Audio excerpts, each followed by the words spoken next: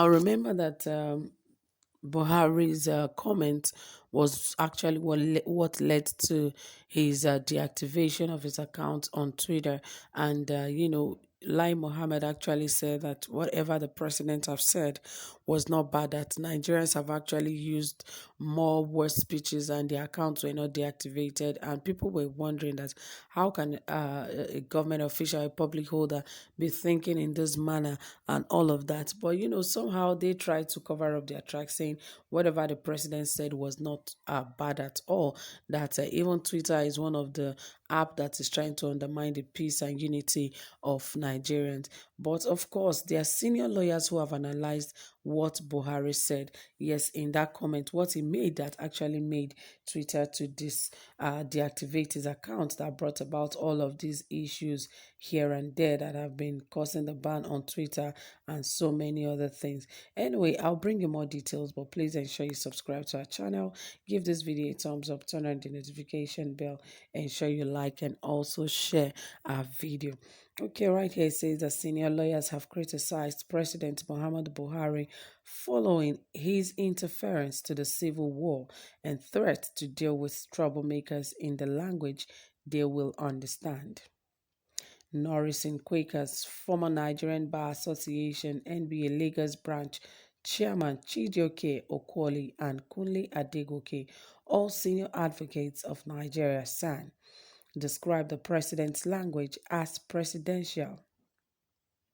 But Hamad Raji Sant said it was just a cautionary admonition to prevent another war.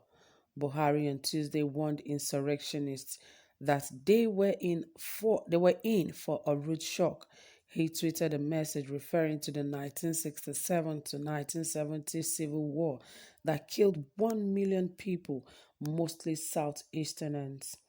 The Southeast is the Igbo homeland and home of pro-Biafra groups blamed for escalating attacks on government and security authorities. Many of those misbehaving today are too young to be aware of the destruction and loss of lives that occurred during the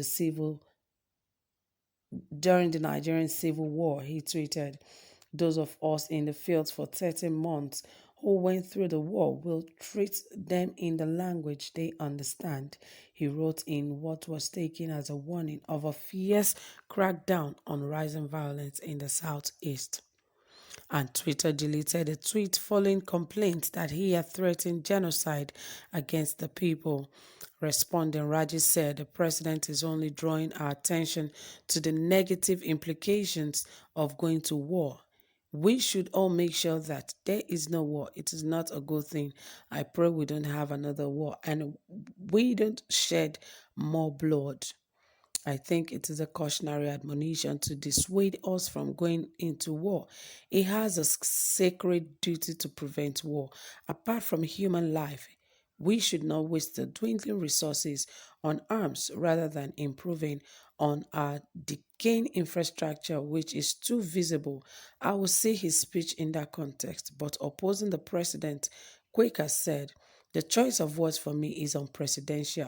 It should not have been spoken or coming out of the mouth of the occupant of the highest office in the country and the father of the nation, who swore to an oath of allegiance and oath of office to uphold the Constitution of the Federal Republic of Nigeria and to devote himself to the service and well-being of the people of Nigeria. The president should talk to his people and not threaten.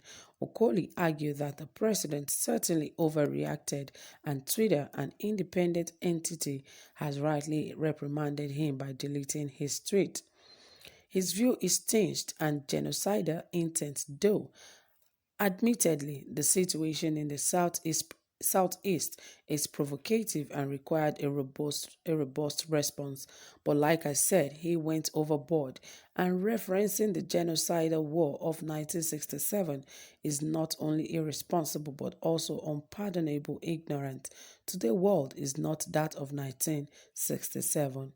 It suggests that all Igbos are IPOB supporters, which is a big lie. He could have said that those engaged in criminal activities and subversive activities in the Southeast and indeed other parts of the country shall be dealt with decisively.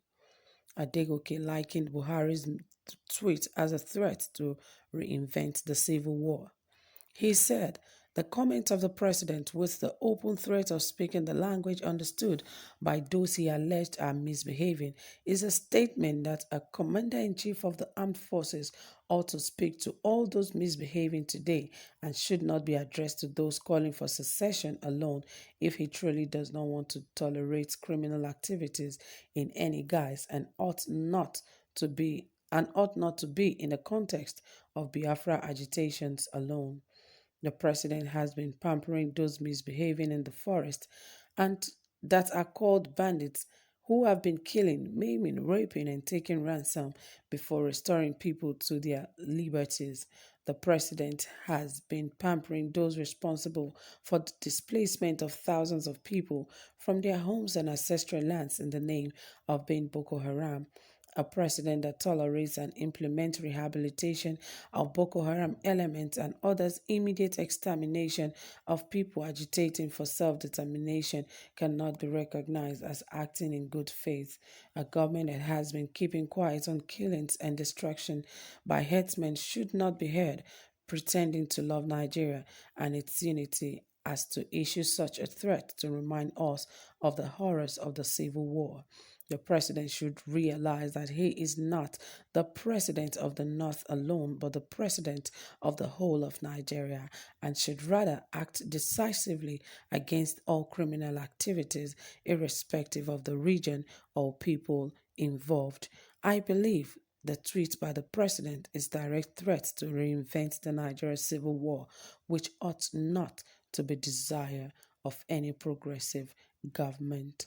So, dear people, that was it from the senior lawyers of Nigeria are trying to analyze the comment of the president. And obviously, you can hear the different sides of what they actually meant, because one part was in support of the president, that he was just trying to protect the people because he swore to an oath. He was just trying to remind them about the civil war and making sure that it does not repeat itself. But the other lawyers are saying no. What he meant is that he was trying to threaten Nigerians with civil war, that if it happens now, that he is not going to take it lightly with Nigerians. So they felt that it was two opinions, actually. Some felt that he was right using such a word, and some felt no, this is just a genocidal comment and it could stir up another war in the country. So people feel you don't have to threaten Nigerians. If you want to speak, come out and speak to Nigerians instead of trying to speak in a language that would make it look like you are talking against one region against another. So that was it, guys. So what do you think? What is your own opinion? Let us hear from you. Drop it in the comment section, and don't forget to give this video a thumbs up. Do have a pleasant time. Bye for